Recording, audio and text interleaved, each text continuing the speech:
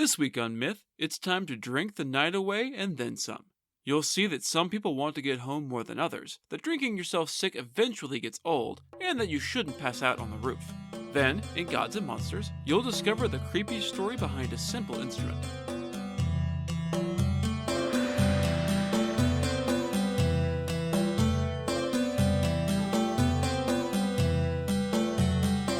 This is the Myths Your Teacher Hated podcast, where I tell the stories of cultures from around the world in all of their original, bloody, uncensored glory. Modern tellings of these stories have become dry and dusty, but I'll be trying to breathe new life into them. This is episode 72F, 525,600 minutes. As always, this episode is not safe for work. When we left the story last time, we'd picked up just after the end of the Trojan War.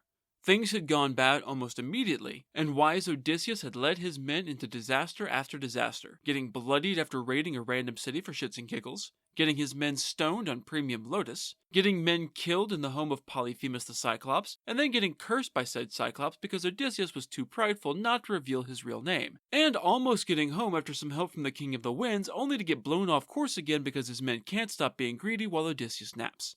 They'd stopped at another island to get their bearings, and Odysseus had again run into deadly trouble, getting most of his men eaten by cannibal giants known as the Laestrygonians, leaving only the men on his lone ship alive to journey on. They'd reached what seemed like another deserted island, only to see smoke rising in the distance. Half of them go scouting and get poisoned, then turned into pigs by the powerful sorceress Circe, prompting Odysseus, with some wingman action from Hermes, to go and defeat Circe's magic with magic herbs and his nearly magic penis. Hypnotized by his big dick energy, Circe vowed not to harm him or his men, and then the two climbed into bed. While Circe and Odysseus were making with the sexy in her big bed, her 4 handmaids, who apparently existed even though no one has seen any of them before this very moment, bustled about the halls doing all of the cleaning, each of them nymphs. Circe was herself at least a demigod, daughter of the sun god Helios and the ocean nymph Perse, and is sometimes referred to in the tale as a goddess.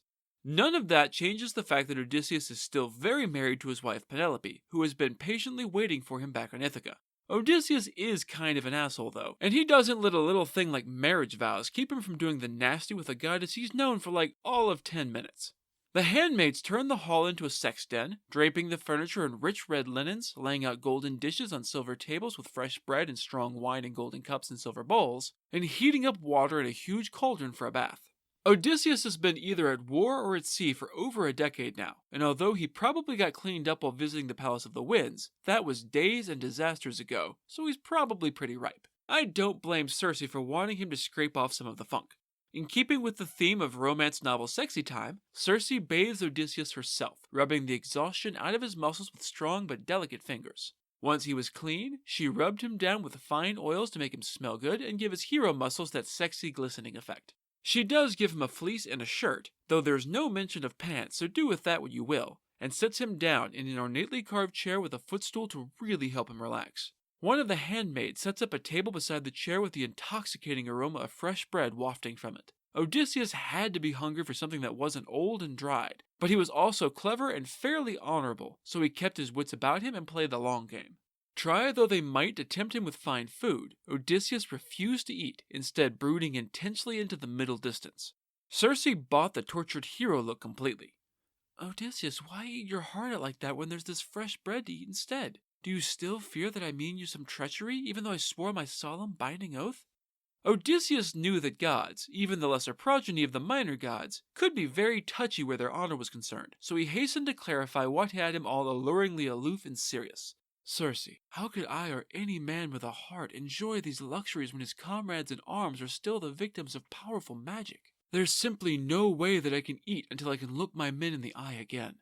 Circe, who desperately wanted to jump his bones, having been alone out here for a long time, went immediately out to the pig pens and drove the swine out into the fields where Odysseus could see them. Making sure he was watching her, she anointed the pigs with a new magical oil that not only made them human again, it made them younger, taller, and sexier to boot. Seriously, this scene is just full of cheesecake for anyone who likes muscular men. Each of the men recognized Odysseus at once and ran to shake his hand in gratitude, all of them crying tears of joy, because in all seriousness, it's good for men to be able to cry and share powerful emotions together, and the ancient Greeks knew that. Circe was herself moved by this display of manly affection. Mighty Odysseus, royal son of Laertes, why not go fetch the rest of your men from your ship and bring them back here? You can haul the ship onto the shore and stow your cargo and gear in the nearby caves to keep them safe while you all relax for a bit." Having gotten what he wanted, Odysseus saw no reason not to take her up on her offer of hospitality, what with her sacred vow not to hurt him or his men providing a pretty potent degree of safety. Leaving his newly de-transformed men at the hall, Odysseus went to the shore to find the other half of his men weeping at what they were certain was the death of everyone who had gone to confront the witch in the woods. Their bitter tears of sorrow turned to sweet tears of joy at the sight of Odysseus striding out of the woods looking fresh and clean and strong and definitely not dead. "You're back! My king, we thought you lost, but you're here again! Seeing you was almost like seeing Ithaca again. What about the others? Are they okay?" "They're safe and relaxed. Come, there's a feast waiting for us. Let's get the ship safely hauled all the way onto the beach and stow everything in those caves. After that, I'll take you to see our friends in the magic halls of fair Circe where the party never ends." The sailors were pretty fucking stoked to hear that the island's inhabitant was throwing a party instead of, murdering all of them, and they all jumped to follow Odysseus' orders. Well, all except for Eurylochus, who had watched their supposedly friendly hostess turn all of his friends into pigs with magic. Ensorcel me once, shame on you. Ensorcel me twice, shame on me. Why the hell are you poor fools all rushing to go tempt fate? If we march blindly into Circe's halls, she'll end up turning us into pigs or wolves or lions, and while that does sound pretty metal, she'll make us be her lapdog guardians. She'll ensnare our minds and take away our free will. We've only just managed to avoid this trap, and now you all want to willingly put your necks back in the noose? This is that fiasco with the Cyclops all over again. Or have you all forgotten that this arrogant, impetuous hothead Odysseus was there beside them in that mess? Thanks to his terrible decisions, those men are dead, and you'll be next. Odysseus considered Eurylochus' speech, accurate though it might be, to be mutiny, and he put a hand on his sword, fully intending to behead the traitor right there on the spot. Lucky for Eurylochus, their comrades saw Odysseus grinding his teeth and stepped between the two men to try and calm Odysseus down before he did something he couldn't undo. They convinced their captain that it was a much better use of resources to let Eurylochus stay with the ship by himself and be its guard. Everybody wins that way. Odysseus saw the merit in their suggestion, and probably worried a little that executing a lieutenant for making some very reasonable objections might lead to a bigger mutiny, and agreed to let Eurylochus stay behind if he wanted, when the rest of them went to the halls of Circe. When everyone headed inland, however, Eurylochus was too worried to be all alone in this dangerous place, and trailed along at the very back of the group, as far as he could possibly get from Odysseus. When this second party arrived, they found that Circe had helped the first group get cleaned up and rubbed down with oil before dressing them in clean, comfy clothes like their captain. They were all gathered around tables in the grand hall, and the two groups of manly soldiers shared a group hug and a group cry at seeing each other safe and sound again. Eventually, Circe begged Odysseus to get his men under control. "Royal son of Laertes, man of action, I know how terrible things have been for you on the open sea since leaving tall Troy, but you're all safe now, so could you stop with the sadness already? It's kind of bumming me out. I've got good food and strong wine, and I don't know anything better to make soldiers feel like themselves again." The Ithacans were all too happy to turn their attentions to a feast. They hadn't eaten a proper meal that wasn't dried and salted since leaving the Island of the Winds, and rarely enough for the 10 years before that. Real, solid, home-cooked food and rich wine was a luxury and a delight. Finally, here was a place where they could safely relax and enjoy themselves. And so they did, feasting and partying day in and day out until, before long, a full 525,600 minutes had passed them by, a year that they had measured in wine and feasts. Honestly, Odysseus doesn't seem all that concerned about trying to get home anymore. Maybe almost making it and being blown off course again broke him a little, or maybe he was just enjoying a life of infidelity and endless partying too much to care, but his men grew restless. As their anniversary of arriving on Circe's island came and went, they came to talk to Odysseus. "Captain, this is madness. We still want to get home at some point, don't you? It's high time we head out again, don't you think?" Odysseus, who was having hot meals and hotter sex on the reg for the first time in a decade, took some convincing, but the pleas of all his men brought his stubborn soul around. He did have a sense of duty buried somewhere inside his selfish heart. He waited until everyone had drifted off to sleep after another day of drinking and feasting, and then he took Circe aside for a private conversation in the bed they had shared for a year now. "My sweet Circe, you made a promise to me once that you would help me get home when the time came. That wasn't part of the promise she swore when they first met, so I can only assume it was part of their pillow talk sometime during their lusty year. My heart begins to yearn for home again, as do those of my comrades. If it were just me, I might stay anyway, but the men are my responsibility, and they plead constantly for me to take us home whenever you're not around. It seems a little shitty to put the blame on his men when he's the commanding officer, but it's also totally in keeping with his character so far.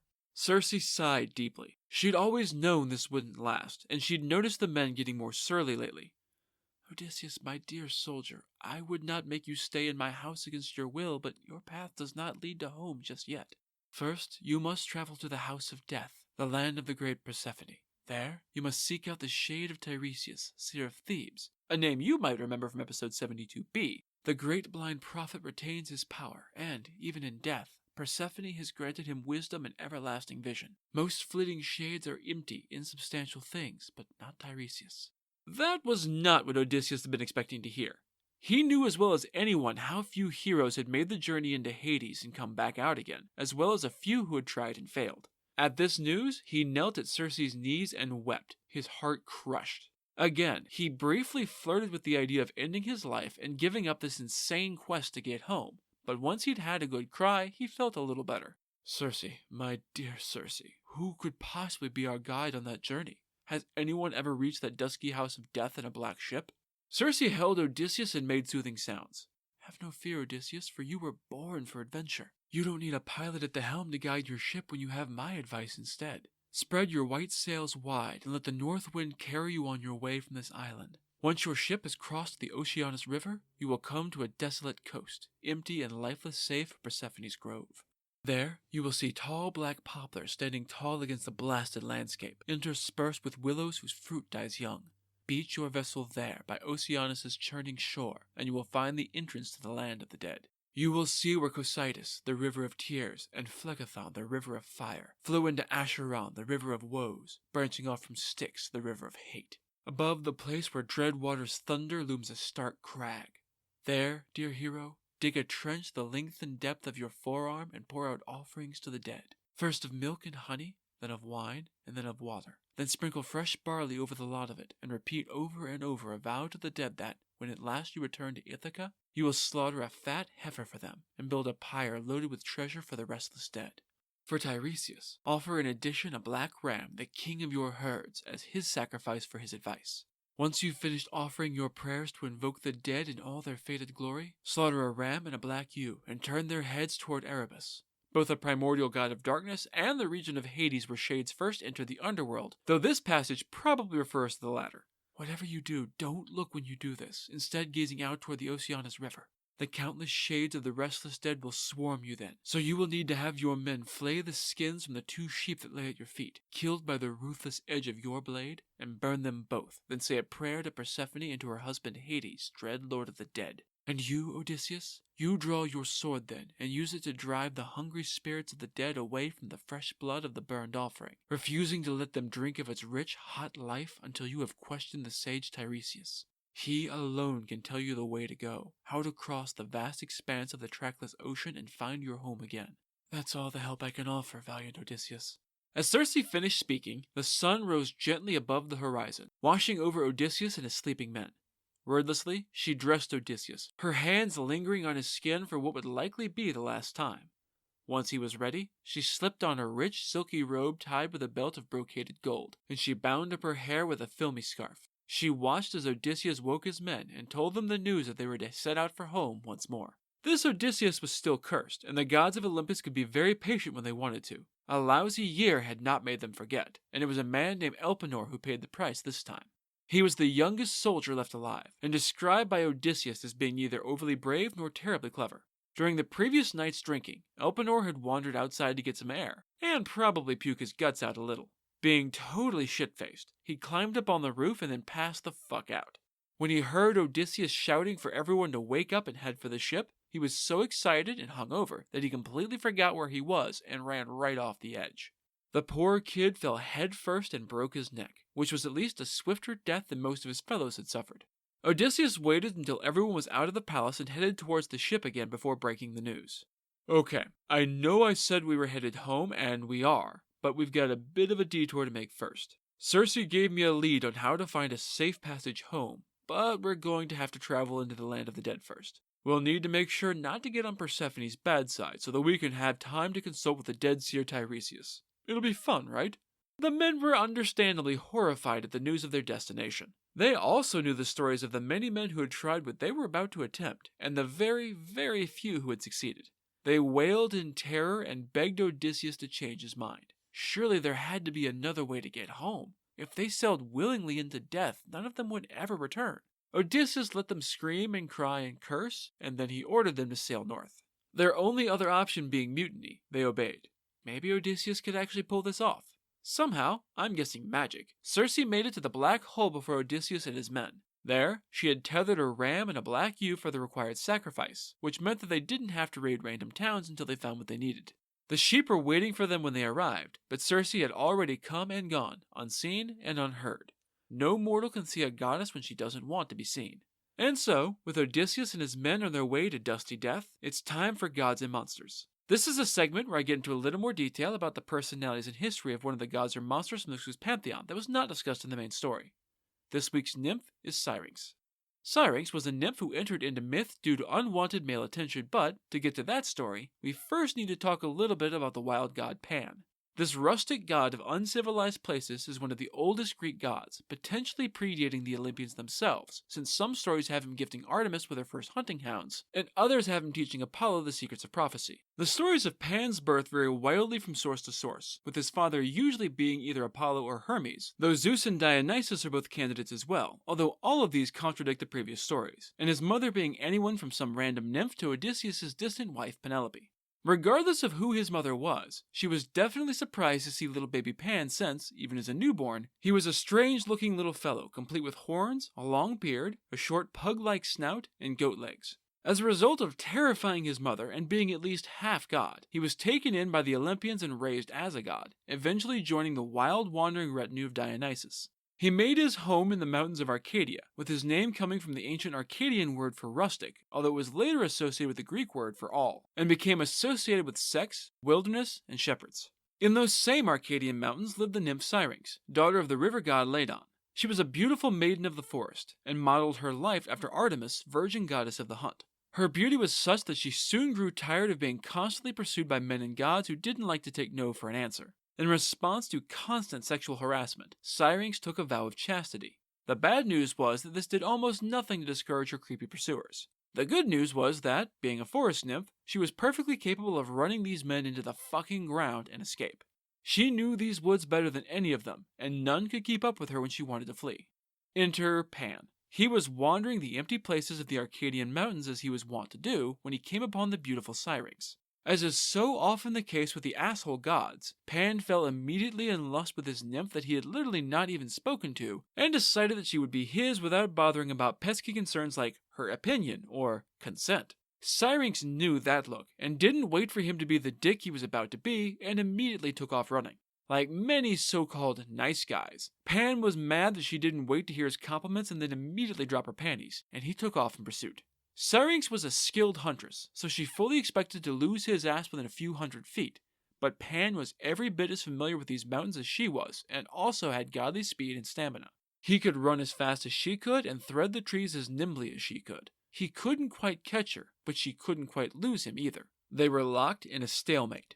For days, the two of them raced through the fields and forests, neither able to end the chase. There are two versions of what happened next, though both are similar.